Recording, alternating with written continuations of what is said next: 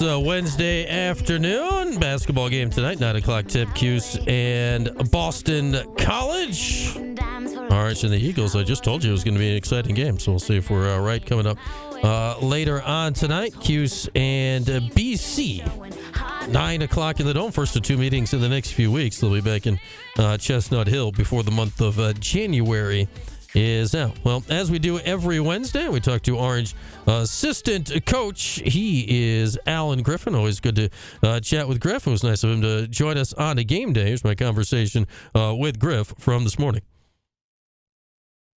It is our weekly conversation with Alan Griffin, and he's great enough to join us here on a game day here, Griff. So late night tonight at 9 o'clock against Boston College. What are these days like with a 9 o'clock tip? How do you manage the hours on a day like this to get ready for a late night game like this? It's a long game. You know, the only great thing about a day like this is our guys get to rest up a little bit extra, get a little extra rest, And sometimes us guys, they like to sleep in. So that's a good thing that's a good thing when it comes to like the 9 o'clock games. Yeah, I'd say back when I was their age, I think 9 o'clock tip probably would have been good. But you get a little older, and you're like, maybe 6. Maybe we could do a 6. I don't know. But yeah, I don't remember playing a 9 o'clock game. I don't think the latest for me. I think it was 7 o'clock, but that was a long time ago. 9 o'clock game very rare. Yeah, I'd say the addition of the ACC network is certainly, the double headers has added a lot more of these into the mix the last a few years, as television tells us all what to do and when to do it these days is pretty much the case. And, Griff, I think we talked last week at this time. You were just coming off the Duke game. There was no game this weekend, really early in the year to have this week off. I know you were excited to get in there and grind it at practice all week. Now that you've done that, what did you guys accomplish at practice this last week? Hopefully something, but we, early on in the week, we kind of went back to our fundamentals, just some stuff that we had to, get back doing. And sometimes when you have games back to back, you tend to, leave certain things out because you can't, do everything. So it gave us an opportunity to going back and taking care of some of the fundamental stuff and tweaking some offense stuff, some defense stuff. So it was a good, couple of days where we got a chance to just working on ourselves, and then later on in the in the week, we started to prepare for a really good Boston College team. I usually think I usually kind of like to have this bye week, from my perspective, like a little bit later in the season. But like when you guys are playing with the depth you're doing this year, like you're probably fine with it, right? I can't imagine you're with as many guys as you're playing that you're really thinking about tired legs down the line this year. Yeah, and also too, I think this team's mentality is that they love the games. They get really excited for playing in the games. So that's very common with kids nowadays, in terms of that's what they're used to. I think across the country now, you playing more games than you actually practicing on a high school level and AAU level. So what we got coming up, the stretch that we got, it almost is conducive to what they've been accustomed to over the years, and that's just games, less practice, which, as a coach, you want the opposite. You want the practice time because that's where you kind of get better, and that's where you kind of can really focus on being the best player that you can possibly be. So, but we got what we needed to get accomplished over the break, and now just getting ready for the games. Yeah, basically either Tuesday or Wednesday and Saturday, alternating pretty much for the rest of the year here. The next 17 of them going down the stretch. So looking forward to that. It starts tonight with Boston College.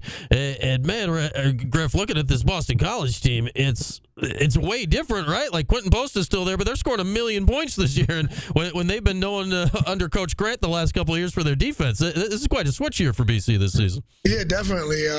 They a totally different team than what you used to see, and I think this is probably Coach Grant's best team offensively. I thought last couple of years they had some really, really good defenders, but offensively they've turned it around, and they've run in a little bit different system, but also too they added the additions that they added with Donald Hand Jr. coming back off ACL injury.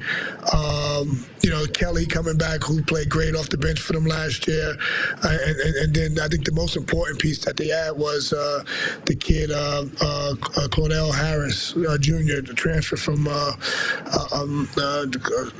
He was phenomenal. He's been Charleston phenomenal. Southern? Charleston Southern, yes, Charleston Southern, yeah.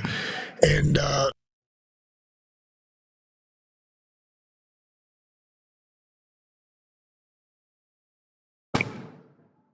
yeah, it cut out a little bit. I don't know.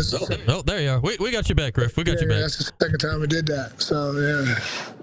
Yeah, but the Harris kid, you're right. I mean, he had 26 against Georgia Tech last week, and their comeback like that. That's a kind of pop, right? They didn't have last year. No, not with the way he's doing it. He can use ball screens. He can come off screens and shoot.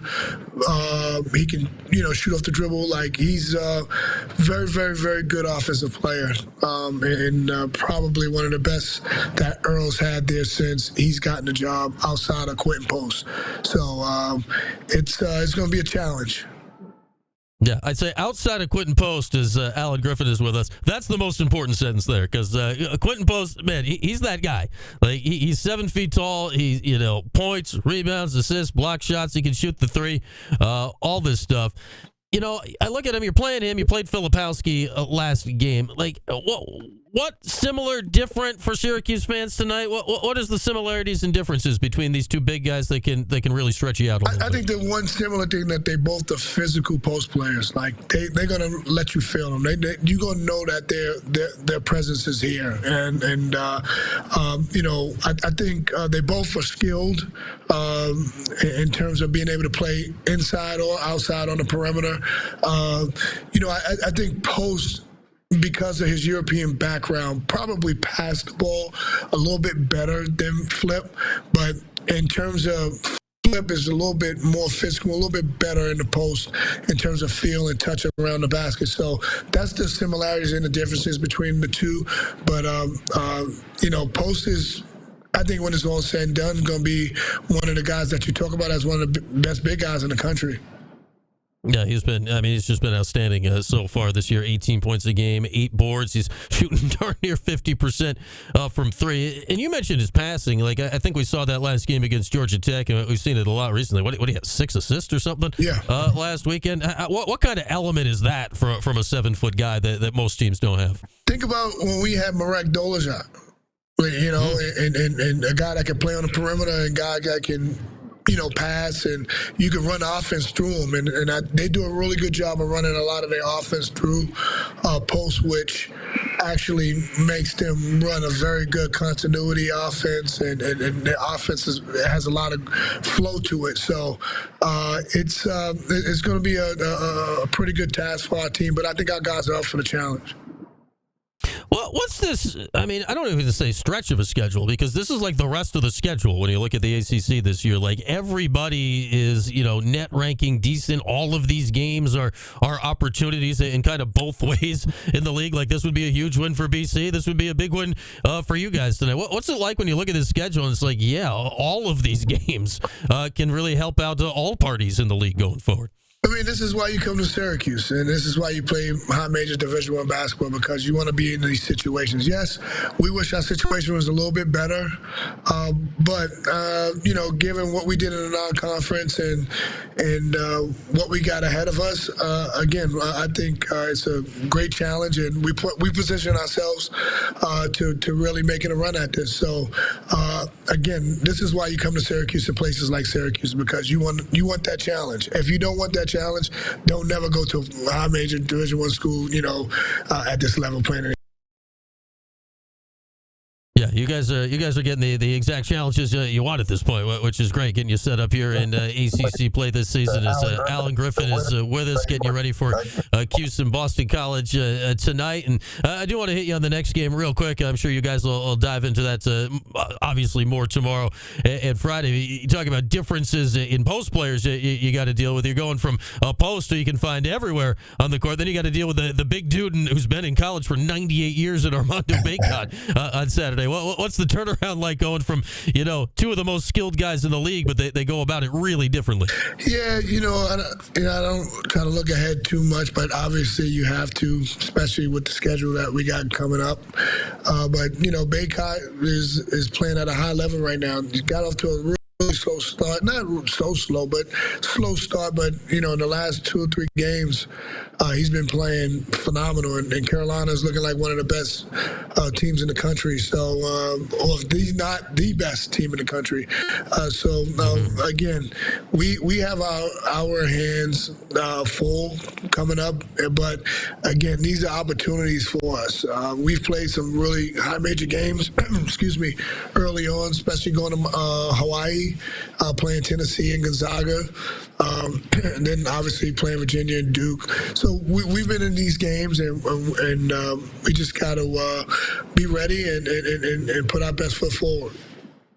I want to ask you about one of your guys before we let you go. We've talked a lot recently about Malik Brown, and with good reason. He's playing the best ball of his career. But, like this last 4-game stretch is without question the best 4 games he's played in a Syracuse uniform. What step has Malik made in the last month, or is it just getting more and more opportunity that's letting us see all the things he can do? I think it's the opportunity. Also, too, I think the style is very conducive to his playing style, and that's more possessions, on both ends of the court, offensively and defensively, which is good for him, and let's give credit to our guys because they're doing a great job of finding him. I thought Quadir at Duke made some really good passes to him. Malik making himself available to being able to receive those passes. So I think it's a team effort, especially with all of our guys, Judah included, in terms of how good they have gotten from a year ago. So we just got to keep growing as a team and keep growing as individuals, and we'll be pretty fine. All right, Griff. Busy week for you guys. It's hard to believe it's going to be 3 games we have to talk about before next Wednesday when you're with us with tonight, then Carolina, then a road game at Pittsburgh. So you got a lot on your plate here this week. Best of luck, and we'll talk again next week. All right, thanks.